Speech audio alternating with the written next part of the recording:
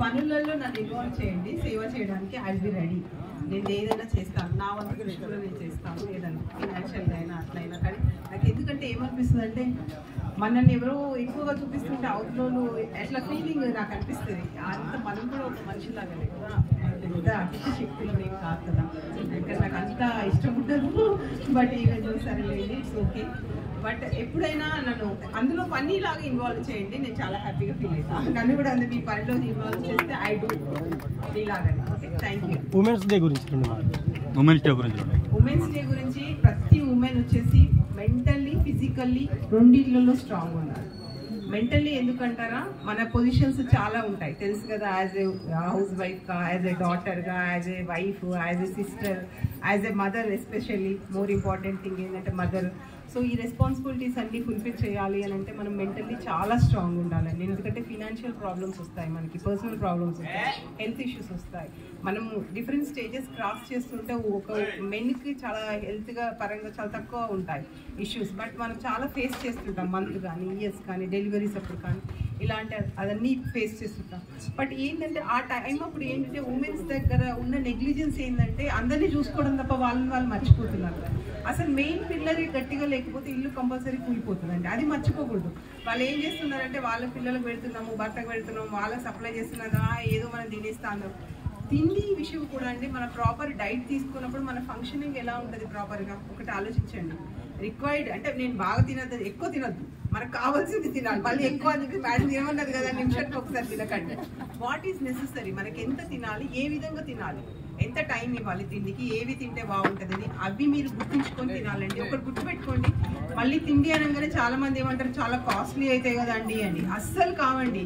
పాలకూర ఏమైనా కాస్ట్లీయా, మెంతికూర ఏమైనా కాస్ట్లీయా, క్యారెట్ ఏమైనా కాస్ట్లీయా, బీట్రూట్ ఏమైనా కాస్ట్లీయా, బెండకాయ ఏమైనా కాస్ట్లీయా, ఇవన్నీ తక్కువలే కదండి. వీటిలో ఉంటాయి కదా చాలా, మనకు వైటమిన్స్ అన్ని చాలా ఉంటాయి కదా. అవి మీరు ఏవి మనం తినాలి అని చెప్పి నేను తినను అనకండి, తినండి, మంచిగా తినాలి, హెల్దీగా ఉండాలి. మనం చివరి వరకు ఎవరితో పని చేయించుకోకుండా ఉండాలి, పని చేయించుకోకుండా మన డెత్ అనేది జరగాలి అని మనం కోరుకోవాలండి. నాకు అన్న ఉన్నాడు, తమ్ముడు ఉన్నాడు, నా భర్త ఉన్నాడు, నా కొడుకు, ఎవ్వరు లేరు, వాళ్ళు చేయించుకుంటారు, బట్ చెయ్యరు. గుర్తుపెట్టుకోండి, అస్సలు చేసే టైంకి వచ్చేసేపటికి మనమే చేసుకోవాలి. అందుకని మనం హెల్దీగా ఉండాలండి. మనం హెల్దీగా యాక్సెప్ట్ చేయాలి ఎవ్రీథింగ్ని, హెల్దీగా తినాలి, హెల్దీగా ఏదైనా. మనం చూస్తలేరు అని డిప్రెషన్, చాలా మంది అంతే, భర్త చూస్తలేడు, ఫోన్ చేస్తలేడు, చేయకపోలేడు. మీరు ఫస్ట్ ఆఫ్ ఆల్ మనం పుట్టినప్పుడు ఒక్కరిగా పుడతాం కదా, ఈవెన్ మేల్ అయినా ఫీమేల్ అయినా. I'm saying to the male also. ఒకటి గుర్తించండి, చిన్న చిన్న వాటికి డిప్రెషన్స్కి గురవుతున్నారు. నా కొడుకు మాట్లాడట్లేదు, నా బిడ్డ సరిగ్గా మాట్లాడలేదు, నా భార్య ఈ మధ్య ఫోన్ ఎత్తలేదు సరిగ్గా, అది చేస్తలేదు, ఇది చేస్తలేదు అని చెప్పేసి అంటారు. అవును, బట్ నువ్వేంటి, మనం పుట్టినప్పుడు అయితే మనకి బంధాలు అనేవి పుట్టిన తర్వాత వచ్చాయి కదా. పుట్టినప్పుడు మనకి ఎవరు పుడతామో తెలియదు, ఏ కులంలో పుడతామో తెలియదు, ఏ మతంలో పేదవాడికి పుడతామో తెలియదు, ధనవంతులకు పుడతామో. తర్వాత పుట్టిన తర్వాత మనకు అవగాహన వచ్చి మనకు తెలిసినప్పుడు మనకి రిలేషన్స్, ఈయన తండ్రి, ఈయన తల్లి, ఇవి తెలుస్తాయి. అప్పటి వరకు అయితే మనం ఇదేనో ఒక దాని గురించి పుట్టినాం కదా. కడుపుల నుండి అయితే ఇవన్నీ ప్లాన్ చేసుకొని ఇదైతే అదైతే అని పుట్టలేదు, బట్ పుట్టాము. పుట్టడానికి అంత తపన చేసి మనం పుట్టిన వాళ్ళమి. తర్వాత వీళ్ళు మనం చూడట్లేదు, వాళ్ళు మనల్ని చూడట్లేదని మనం కుంగించుకొని అన్నం తినకుండా, అది చేయకుండా, ఇది చేయకుండా హెల్త్ ఇష్యూస్ తెచ్చుకోవడం అస్సలు చేయకండి. మీ పార్ట్ అండ్ పార్సల్, మీరు పిల్లల్ని పెంచడం మీ పార్ట్ అండ్ పార్సల్. మీ భర్తకు కానీ భార్యకు కానీ సేవ చేయడం పార్ట్ అండ్ పార్సల్. మీ ఉద్యోగ వృత్తి మీ పార్ట్ అండ్ పార్సల్. కానీ అవే సర్వస్వం కాదు. అపార్ట్ ఫ్రమ్ దట్ మనం ఒక మనిషి ఉన్నాం, ఒక భవానీ అనేట ఆమె నేనున్నాను. ఫస్ట్ ఆఫ్ ఆల్ నన్ను నేను గౌరవించుకోకుండా, నన్ను నేను ప్రేమించకుండా దునియా మొత్తం చేసేస్తున్నాను, వాళ్ళు ఏదన్నా అంటే నేను బాధపడడం అస్సలు చేయకండి. మీ గురించి కూడా మీరు బ్రతకండి. నేను అందరికీ చెప్తాను, మీ గురించి మీరు, మన గురించి మనం ఫస్ట్ బ్రతకాలండి. మన శరీరాన్ని మనం హ్యాపీగా ఉంచాలి, మన మైండ్ని మనం హ్యాపీగా ఉంచాలి. అవి చేయకుండానే ఇప్పుడు అందరూ సూసైడ్ అటెంప్ట్స్ చేసుకునే రీజన్ కూడా అదే.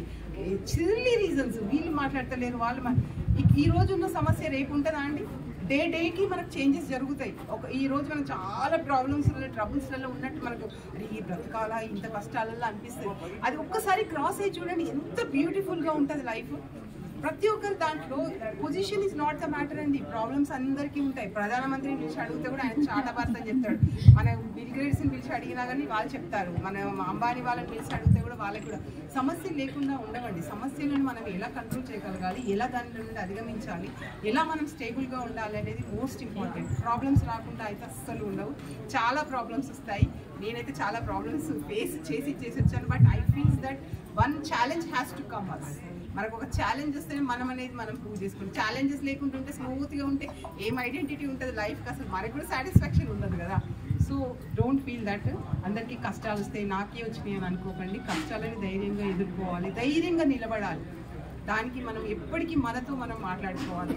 ఇప్పుడు ప్రతిసారి ఒక బ్రదర్ వచ్చో లేదా ఒక ఫ్రెండ్ వచ్చో మనకు చెప్పాడు కదా, మనతో మనం మాట్లాడుకోవడం చాలా మర్చిపోయినామండి. చాలా మెడిటేషన్ ఇస్ నథింగ్ బట్ మనతో మనం మాట్లాడుకోవడం. నేను ఏం చేశాను ఇవాళ, ఇంకా ఏం చేయాలి, ఇంకా ఈ సమస్య నుండి బయటికి రావడానికి ఎంత ధైర్యంగా ఉండాలి, ఎంత చేయాలి. మీరు ఒక్క 20 నిమిషాలు మీతో మీరు మాట్లాడుకోండి, తర్వాత మీరు గంటలు చేస్తారు దాన్ని. నేనైతే నాతో నేనే మాట్లాడుకుంటాను. I love loneliness. అవతల వచ్చి సోదంతా మన బ్రెయిన్లో వేసి ఆ తలనొప్పి అంతా వాళ్ళ మీద ముచ్చట్లు వీళ్ళ మీద అవసరం మనకి ఏముంది, వాళ్ళది ఎవరి లైఫ్ వాళ్ళకి ఉంటుంది. Everybody have that. ఇంటింటి మట్టిపోయి ఇక్కడ గుర్తుపెట్టుకోండి. మనకి ఫస్ట్ సమస్య ఉంటుంది, బట్ అవతల సమస్యలు వినడానికి చాలా ఇష్టపడతాం. వాళ్ళ ఇంట్లో వాళ్ళకి ఏమో జరిగిందంట, వాళ్ళ కొడుకు బండి మించలు పడ్డాడట. అబ్బా అవునా బండి మించలు పడ్డాడు, ఎట్లా ఆ పోరాడు అట్లాంటి ఎప్పుడు చెప్పినా అట్లనే నడుపుతాడు ఫాస్ట్గా. చర్చ మీద చాయ్కా చర్చ జరుగుతుంది అక్కడ. మన ఇంట్లో లేరా, మన ఇంట్లో మన పిల్లలు మనల్ని సతాయిస్తలేరా? చెప్పండి ఒక్కరైనా మన ఇంట్లో ఏ సమస్య లేదని.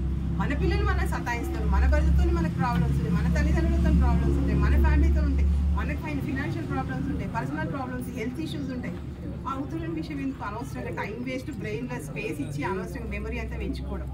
ఎవరి సమస్యలు వాళ్ళకి ఉంటాయి కదా, దాని గురించి కాదు మన గురించి మనం ఆలోచించాలి. కామెంటింగ్ బయట వాళ్ళని అందరు గాసిప్ చేస్తూ అంటారు, వాళ్ళ గురించి ఎవరిదైనా వినాలంటే చెవులు పెద్దగా చేసేస్తారు జనం.